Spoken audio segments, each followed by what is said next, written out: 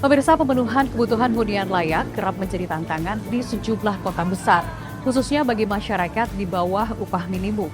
Harga tanah kian melonjak, sementara ketersediaan lahan di kawasan perkotaan kian menipis. Untuk merespon fenomena ini, pemerintah menghadirkan solusi berupa program rumah subsidi, yang dimana pada tahun 2024 jumlah rumah subsidi ditingkatkan dari 1 juta rumah menjadi 3 juta rumah. Bagaimana implementasi dari program ini? Berikut Puasa Indonesia. Memastikan hak atas kesejahteraan sosial dan kesempatan hidup setara bagi semua warga merupakan semangat awal pemerintahan Presiden Prabowo Subianto saat meluncurkan program 3 juta rumah subsidi dengan rincian 2 juta rumah di wilayah perkotaan dan 1 juta rumah di wilayah pedesaan. Tadi Presiden meminta untuk supaya hal-hal yang kebijakan yang pro rakyat oleh Presiden Prabowo, ya, yang dari tadinya bayar menjadi gratis, yaitu BPHTB tadinya 5% menjadi 0, kemudian juga restribusi PBG, ya, PBG persetujuan bangunan gedung dari bayar jadi 0, dan PPN ini ditanggung pemerintah sampai Juni 2025, ini supaya disosialisasikan secara masif ke daerah supaya bisa dinikmati oleh MBR. Ini khusus kebijakan untuk MBR, yaitu masyarakat berpenghasilan rendah.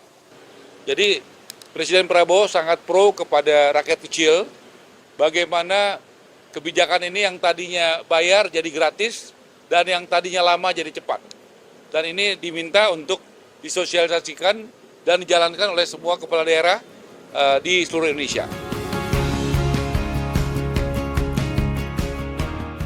Wilayah perkotaan menjadi prioritas program ini. Badan Pusat Statistik BPS 2024 mencatat, secara nasional terdapat sekitar 9,9 juta backlog perumahan, yaitu kesenjangan antara jumlah rumah yang dibutuhkan dengan jumlah rumah yang tersedia. Jadi backlog itu ada dua, backlog kepemilikan dan juga backlog kualitas rumah gitu ya. Jadi artinya apa? Ada 9,9 juta masyarakat Indonesia yang belum memiliki rumah. Dan ada 26,9 juta masyarakat Indonesia yang rumahnya tidak layak huni. Jadi dua backlog Allah itu yang mendasari kami kemudian menuju program 3 juta rumah tadi. Jadi bagaimana kita mendorong masyarakat untuk bisa membangun rumah dan juga bagaimana kita membantu masyarakat juga untuk merenovasi rumah. Adapun pemerintah menetapkan rumah subsidi diperuntukkan bagi masyarakat berpenghasilan maksimal 8 juta rupiah. Skema pembiayaan disusun dengan mempertimbangkan batas maksimal kemampuan bayar.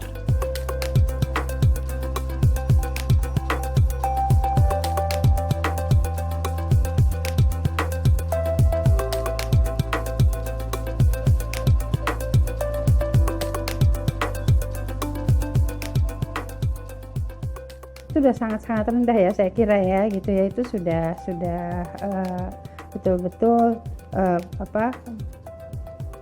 program pemerintah yang tentu membuat meringankan beban masyarakat dalam menyicil gitu ya rumah tersebut. Nah memang salah satu kendala utama yang biasanya masyarakat tuh akhirnya agak terhambat untuk bisa mendapatkan rumah subsidi adalah tadi SLIK ya, SLIK OJK yang memang mungkin mereka punya sangkutan di perbankan maupun di pinjaman online dan lain-lain. Nah kita juga sedang upayakan terus bersama dengan Tapera itu komunikasi dengan OJK untuk diberikan beberapa pelonggaran gitu ya, tetapi tentunya yang secara perhitungan untuk NPL itu juga masih bisa kita lihat NPL-nya tidak boleh tinggi begitu. Infrastruktur konektivitas pun menjadi unsur penting bagi perumahan subsidi yang pembangunannya kini diarahkan ke sejumlah kawasan periurban. Lokasi rumah subsidi harus dekat dengan transportasi massal untuk menghemat biaya aktivitas. Ya. Artinya kalau lokasinya semakin jauh dari transportasi massal, justru warga akan cenderung untuk, kalaupun membeli ya, dia tetap akan tinggal ke arah dekat tempat kerja. Akibatnya apa? Rumah-rumah tadi tidak akan dipakai, ya, akan menjadi lebih sebagai investasi, tapi bukan untuk ditinggal. Kedua, lokasi yang jauh dari transportasi massal perlu infrastruktur yang bagus. Nah, biaya infrastruktur ini sangat tergantung dari pemerintah daerah sebenarnya, bukan oleh pengembang. Artinya apa? Artinya kalau tidak ada infrastruktur yang memadai, bisa dipastikan lokasi tadi tidak akan berkembang.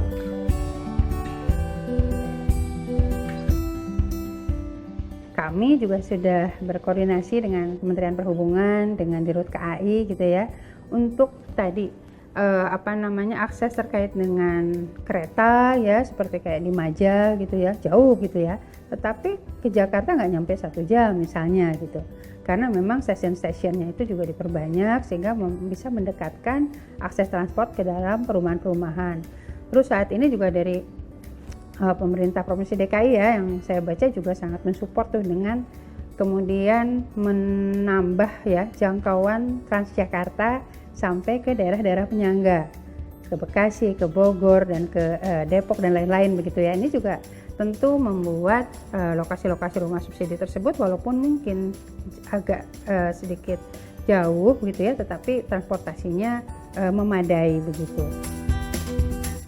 Isu lain yang tak kalah menarik dari rumah subsidi adalah soal kualitas bangunan. Di tahun-tahun sebelumnya, masyarakat menilai kualitas rumah subsidi buruk karena intensitas kerusakan yang kerap terjadi. Kini, perspektif itu mulai bergeser seiring langkah Kementerian Perumahan dan Kawasan Permukiman yang tidak hanya menindak tegas pengembang nakal, tetapi juga membentuk komunitas penghuni rumah subsidi yang menjembatani penghuni rumah dan pemerintah. Mekanisme ini menandai perubahan penting dari pembangunan rumah subsidi yang semula hanya mengejar kuantitas menuju pengawasan kualitas yang lebih serius dan partisipatif. Kita ada mekanisme pengawasan juga dari kami gitu ya.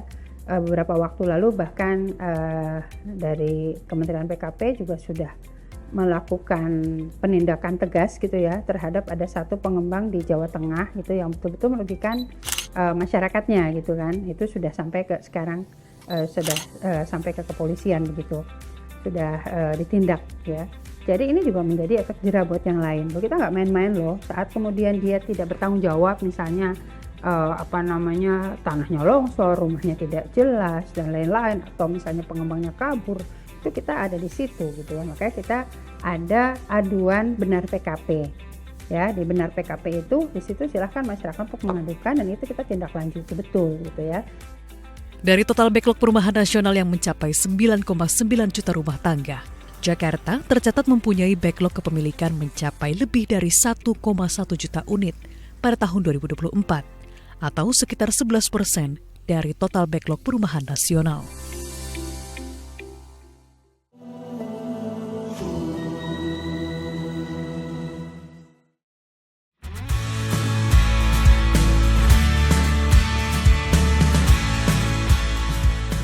Penasaran dengan bentuk rumah subsidi yang dibangun oleh Kementerian PKP?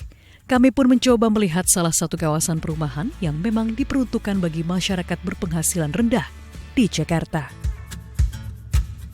Nah, kita akan coba lihat ini salah satu rumah subsidinya. Kita akan lihat seperti apa isi di dalamnya dan kita akan coba tanya-tanya dengan penghuni di dalam. Selamat siang, Ibu. Permisi. Iya. Ibu izin kita mau lihat-lihat rumah di dalam, boleh nggak Bu isinya Boleh. seperti apa? Betul. Dengan Ibu siapa? Ibu Tiwi. Dengan Ibu Tiwi, saya Ya. Hilary Bu dari kantor BKK. Ya. Bu, ini boleh tahu nggak sih ini Ya. luasnya berapa Bu rumah ini? 60 kali 3, 30. 60 kali 30. Ya. Nah, ada berapa kamar dan ada apa aja sih di dalam Bu? Boleh lihat kan? Boleh ada 2 kamar. Ini 2 Ya, kamar, sama ada kamar mandi. ada 1 kamar mandi. Ya, Ini juga ada ruang tengahnya ini ya Bu betul ya. sekali. Nah kalau di belakang ini apa Bu? Boleh kita lihat nggak Oh, ke dalam? boleh. Ini dapur. Ini dapur ya. Betul. Oke. Nah. Oke. Oke, nah dapurnya seperti ini ya pemirsa. Betul. Ini ukurannya berapa Bu dapurnya? 2 meter kurang kali 6. Ibu sendiri udah berapa lama Bu tinggal di sini? Saya baru 2 bulan baru pindah. Ibu tahu ada program rumah subsidi ini dari mana Bu? Dari teman suami. Teman suami. Ya, Oke, nah kenapa akhirnya memilih untuk tinggal di rumah subsidi Bu? karena mungkin biayanya buat per bulannya termasuk murah, terjangkau lah. Nah kalau di sini Bu harga cicilan per bulannya berapa? 1.450.000 150 Iya. itu flat. flat Berapa tahun Bu? selama 15 tahun. 15 tahun. Betul. Oke.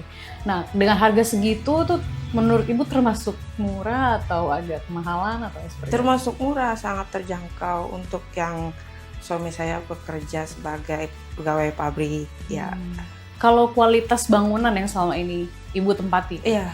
selama 2 bulan ini sudah ada kerusakan nggak sih Bu? Atau ini masih baik-baik aja atau gimana? Masih baik-baik aja sih Mbak ya. Bagus. Oh. Ya, bangunannya bagus.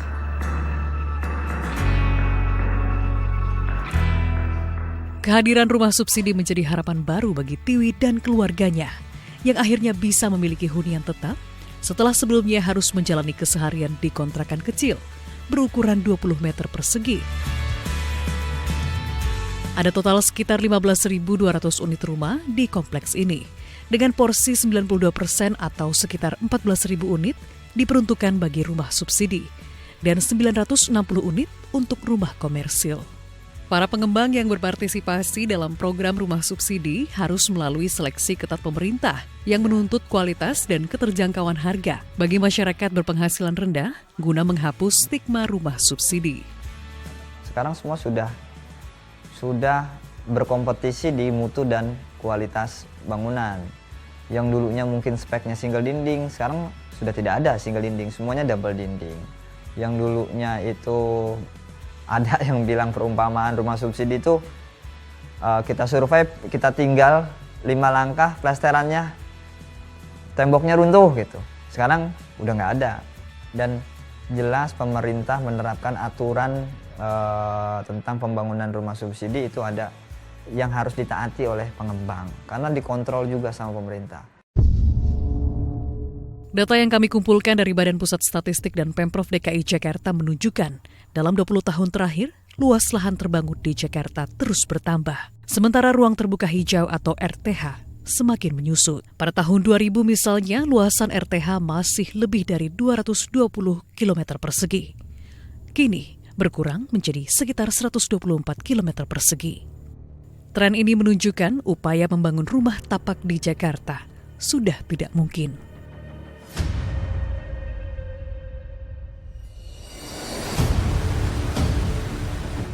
Lahan itu tidak bisa diciptakan lagi, jadi sangat terbatas. Lahan-lahan di kota otomatis akan jauh lebih mahal. Mau tidak mau, suka tidak suka pun juga akan beralih kepada di pinggir di situ itu. Jadi untuk memenuhi harga yang dipatok pemerintah. Begitu juga kalau di kota kan ada rusun di situ itu. Jadi bagaimana dengan tanah terbatas itu didorong untuk dinaikkan sehingga masyarakat itu lebih dekat dengan tempat kerja dan sebagainya. Keberadaan rumah subsidi nyatanya tak hanya menyediakan hunian layak bagi masyarakat berpenghasilan rendah, namun juga turut menggerakkan perputaran ekonomi melalui sektor pembangunan, penyerapan tenaga kerja, hingga tumbuhnya usaha di sekitar kawasan perumahan. Sektor perumahan itu dapat menyokong sedikitnya adalah 2%.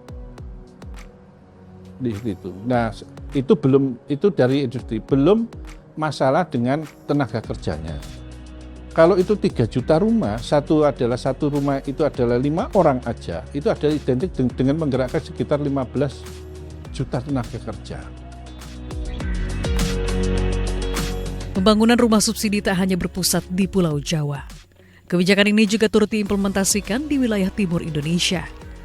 Di Sulawesi Selatan misalnya, backlog perumahan masih cukup tinggi, yakni mencapai 239.456 unit, di mana Kota Makassar menyumbang angka terbesar, sekitar 91.000 unit.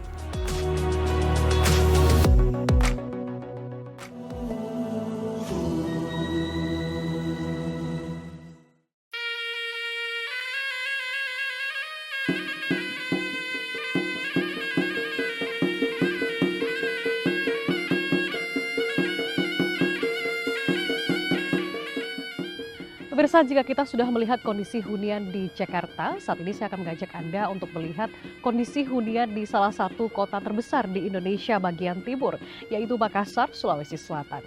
Pesatnya pertumbuhan ekonomi di wilayah ini beriringan dengan meningkatnya harga tanah yang mencapai 25 juta rupiah per meter persegi. Hal ini menyebabkan terjadinya ketimpangan antara jumlah hunian yang dibutuhkan masyarakat dengan jumlah hunian yang sudah terbangun. Seperti apa kondisinya? Mari kita lihat bersama. Kehadiran rumah subsidi tak hanya berkembang pesat di Pulau Jawa. Dengan mengedepankan prinsip keadilan pembangunan, kebijakan rumah subsidi juga turut dibangun di wilayah timur Indonesia. Salah satunya di Provinsi Sulawesi Selatan. Pertumbuhan perekonomian yang kita berbicara kawasan saja, berbicara kawasan di Maminasata, Makassar, Maros, Sungguh Minasa, dan Takalar. Nah, investasi yang dari luar itu kebanyakan masuk di kawasan Maminasata, khususnya di Makassar. Untuk masyarakat yang ada di kota Makassar, untuk membangun rumah baru, itu sudah sangat-sangat kecil kemungkinan. Provinsi Sulawesi Selatan saat ini tercatat memiliki angka backlog perumahan sebesar 239.456 unit, di mana Kota Makassar berada pada urutan tertinggi dengan angka backlog perumahan mencapai 91.000 unit. Sementara itu, UN World Urbanization Prospects mencatat setiap tahunnya Kota Makassar mengalami pertambahan penduduk sebesar 32.460 jiwa. Untuk menjawab fenomena ini, pembangunan perumahan layak huni pun mulai diarahkan ke wilayah-wilayah penyangga. Strategi ini bukan sekedar perluasan spasial, melainkan bagian dari upaya mendesain ulang pusat-pusat pertumbuhan baru yang lebih merata dan berkelanjutan. Nilai lahan yang terlalu tinggi tidak cocok dengan nilai jual untuk rumah bersubsidi. Sehingga untuk mengatasi backlog yang di Kota Makassar ini, maka pembangunan perumahan itu berada di luar Kota Makassar, di pinggiran Kota Makassar. Tetapi usernya, peminatnya adalah masyarakat Kota Makassar. Nah, kemudian pertumbuhan perumahan untuk di Sulawesi Selatan itu sekitar 1,3% untuk tahun 2024 itu menurun. Nah, jadi yang untuk 2024 pertumbuhan rumah di Sulawesi Selatan itu cuma 29.675 unit. Berarti kontribusi pembangunan MBR ini terhadap backlog perumahan itu cukup besar. Itu sampai berapa persen? 14.200 itu sampai 10% lebih. Saya melihat langsung kondisi perumahan subsidi yang dibangun pemerintah Provinsi Sulawesi Selatan bersama sejumlah pengembang untuk menjawab masalah backlog perumahan. Salah satu kawasan yang kini berkembang pesat adalah Moncong Loe, Kabupaten Maros. Jaraknya sekitar 12 km dari kota Makassar, dengan waktu tempuh kurang dari 30 menit. Saat ini saya berada di salah satu perumahan MBR yang ada di kawasan Moncong Loe, Kabupaten Maros, Sulawesi Selatan yang dibangun oleh Real Estate Indonesia bekerja sama dengan Pemprov Sulawesi Selatan. Nah, saya akan mengajak Anda untuk melihat bagaimana sih kondisi di dalam hunian perumahan MBR ini, apakah layak huni atau tidak. Mari kita lihat bersama. Kita coba tanyakan kepada salah satu warga penghuni ya. Oke, halo, permisi Bu. Kita coba tanya-tanya ya pemirsa. Halo Ibu, selamat siang. Dengan Ibu siapa Bu? Iya, selamat siang. Dengan saya Nurfa. Ibu Nurfa. Iya. Kita boleh lihat-lihat nggak Bu? Isi di rumahnya itu seperti apa di dalam? Silakan masuk. Oke, nah tapi ini di depan ini warung ya Bu ya? Iya, saya jadikan untuk tempat usaha karena kan lumayan luas ya terasnya ya. Oke, kalau untuk ukuran terasnya sendiri berapa Bu? 4 lebar, 4 panjang, lebarnya 6 meter. Lebar 6. Jadi 4 kali 6 meter. Oke, dan ternyata cukup luas ya untuk dijadikan warung ya. Iya. Oke, kita boleh lihat Oh iya, silakan isi masuk, Mbak. dalam rumahnya Bu? Oke. Oke. Wow, cukup luas ya Bu Iya. ya. Ini untuk ruang tamunya sendiri ukurannya 3x5. 3x5. Ini udah ruang tamu, kemudian kamar ada berapa Ibu? Kamar ada 2. Kamar ada 2 ya, ini. Ukurannya masing-masing 3x3. Oke Bu, sebelum tinggal di sini Ibu dan keluarga domisili dari mana Bu? Saya tinggal di Kota Makassar. Oke. Iya, saya nggak cari rumah di sana karena kan kalau di kota tahu lah ya, harga tanah itu mahal, apalagi untuk harga rumah. Jadi saya pilih di sini karena lokasinya strategis, nggak jauh dari kota. Pembangunan rumah subsidi di Sulawesi Selatan tak lepas dari peran Real Estate Indonesia atau REI. Sebagai asosiasi pengembang terbesar di Indonesia, REI menjadi mitra strategis pemerintah Provinsi Sulawesi Selatan dalam menjawab kebutuhan hunian bagi masyarakat. Melalui kerjasama dengan pemerintah provinsi, REI berperan krusial dalam menentukan lokasi pengembangan hunian dengan mempertimbangkan aksesibilitas dan daya dukung kawasan. Pertama dulu kita melihat tata ruangnya. Oh ini memang area perumahan. Jangan sampai nanti lokasi itu masuk area pertanian atau bagaimana. Kalau memang perumahan, maka kita harus ada juga rekomendasi dari PDAM. Harus memang kita mengurus daripada tentang rekomendasi dari Dinas Kesehatan tentang mengenai pemeriksaan laboratorium daripada airnya layak atau tidak. Kalau layak itu kita adakan sumur dalam. Tapi kalau tidak layak kami berhubungan dengan PDAM yang ada di setempat agar supaya kita bangun kerjasama pemerintah agar supaya membangun jaringan PDAM agar supaya di lokasi itu ada kebutuhan air. Kenapa? Masyarakat itu sangat membutuhkan air. Kalau lokasi yang tidak ada airnya maka tidak akan bisa berkembang dari situ. Melalui lebih dari 200 pengembang yang tergabung, REI Sulawesi Selatan tahun ini akan fokus membangun rumah subsidi untuk mendukung program nasional pembangunan 3 juta rumah. Anggota kami sekarang ini kurang lebih 300 pengembang yang ada di Sulawesi Selatan. Dari 300 ini ada 200 pengembang membangun rumah MBR. Sedangkan kurang lebih 100 pengembang komersil. Kenapa? Selama COVID, kalau sebelum COVID itu lebih tinggi daripada pembangunan komersil dibandingkan subsidi. Setelah COVID agak menurun kebalikan. Sekarang perbandingannya antara rumah komersil dengan subsidi lebih banyak berminat kepada rumah subsidi, kurang lebih 70% untuk yang subsidi, 30% untuk rumah komersil. Tapi insya Allah karena adanya tahun 2025 ini kami mencoba membuat program kerja itu 30.000. 30.000 terdiri dari 20.000 untuk rumah MBR, 10.000 untuk komersil agar supaya ini bisa berjalan dengan baik. Apalagi sekarang program pemerintah sekarang ini yang diutamakan ada pembangunan rumah 3 juta rumah.